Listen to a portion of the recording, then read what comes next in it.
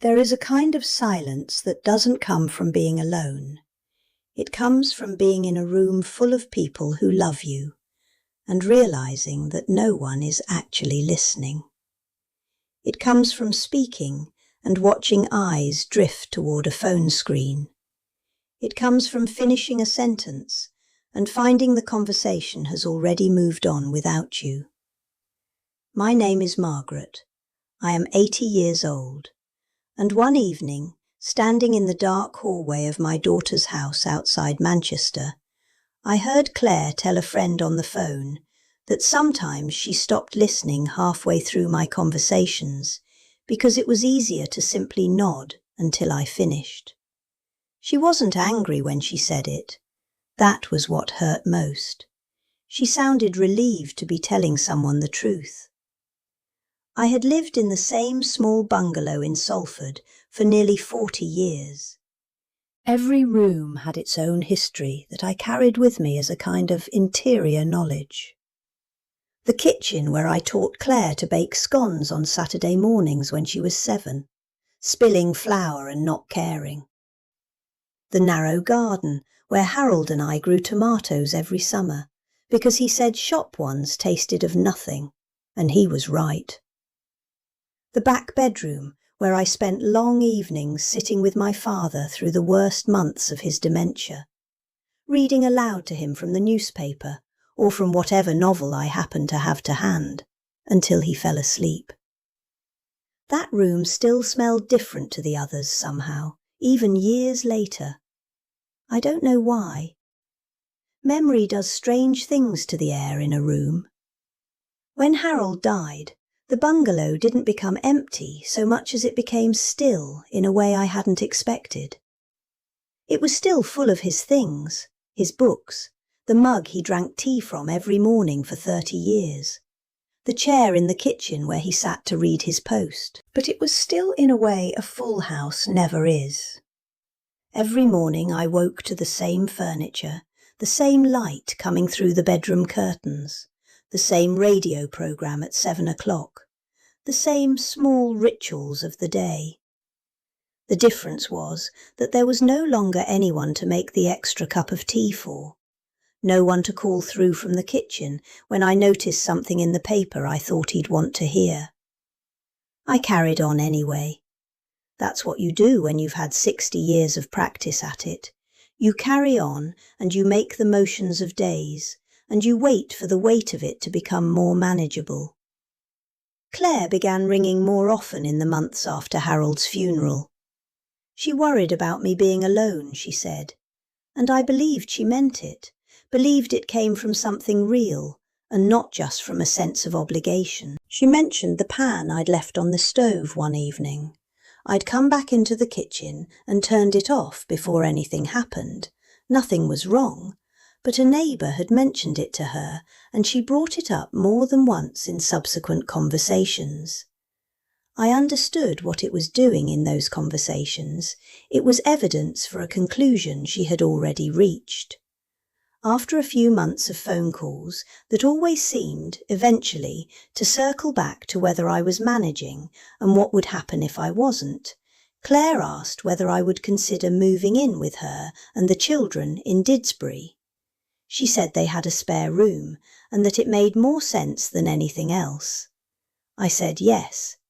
Not because I couldn't manage the bungalow. I could, and I knew I could, and I think even then she knew it too. I said yes because the silence in the old house had begun to fill with something heavier than ordinary quiet, and because I thought living with family would mean feeling needed again, useful, present, part of something ongoing. I packed what I could bring, asked my neighbour Pat to look after the window boxes. She did, beautifully, right up until I came back, and moved into the small room at the back of Claire's house on a Wednesday in February that was grey and cold and smelled of coming rain. If you've ever moved into someone else's home, hoping to find your way back into belonging, subscribe to this channel and tell me in the comments where you're watching from tonight. The first weeks felt genuinely warm. Claire made tea in the evenings without being asked. The grandchildren kissed me on the cheek before school, and there was always the sound of the house around me. Footsteps, a television in the next room, someone calling up the stairs, instead of the heavy stillness I had grown used to in Salford.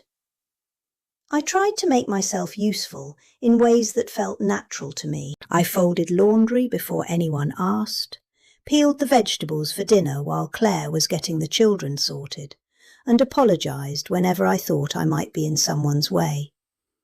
Claire always answered kindly, "You're not a burden, Mum."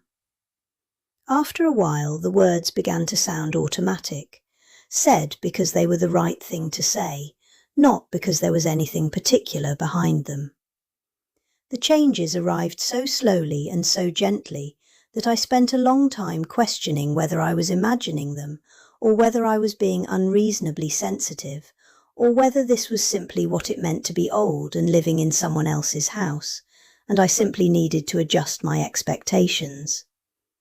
Conversations would continue while I was still speaking, as though my voice had gradually become something like background noise that didn't require a proper response before moving on. Claire often nodded without looking up from her phone, which I told myself was tiredness, was the pressure of her days, was any number of understandable things. When I repeated a story she had heard before, something from 30 years ago that still felt significant to me, that I was still finding the meaning in, my grandson exchanged a brief, practiced smile with his sister across the table. The kind of smile that has been used more than once. I saw it. I didn't say anything. One afternoon I came downstairs and found that the armchair where I had always sat to knit in the sitting room had been moved. I asked Claire about it, and she said, quite pleasantly, that the space looked cleaner without it, and that they'd put it upstairs for the time being. Nobody had mentioned it to me beforehand. Nobody had asked. It was such a small thing.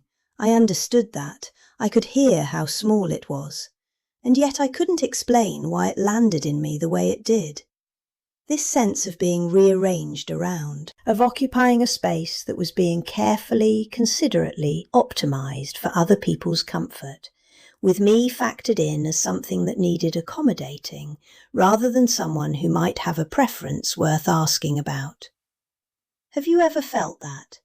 Being loved and yet slowly becoming someone no one truly sees anymore? Tell me honestly.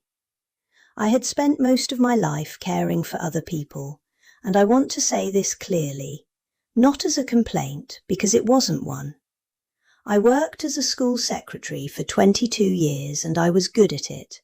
I remembered the children's names and the details that mattered and kept the whole place running on days when everything around me was in crisis. I had looked after my father through 4 years of dementia, visiting every afternoon, sitting with him through the confusion and the fear, reading aloud to him until he slept, doing it mostly alone because my brother lived in Edinburgh and there wasn't money for professional care, and someone had to be there.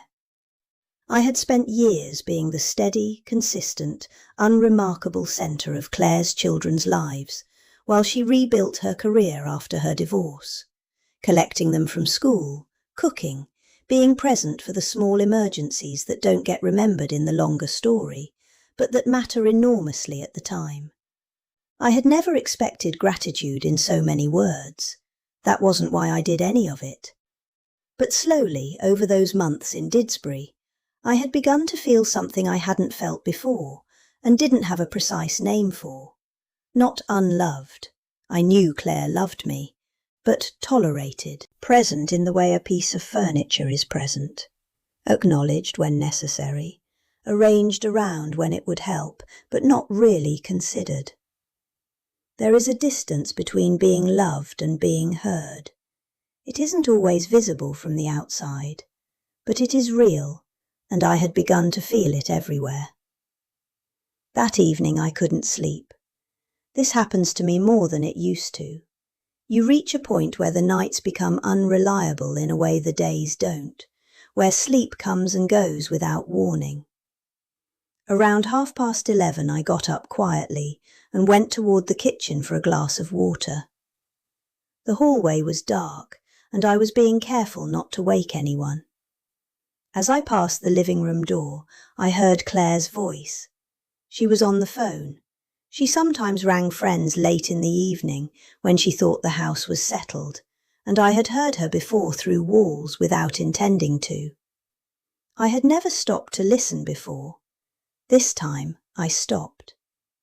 Her voice sounded exhausted rather than unkind.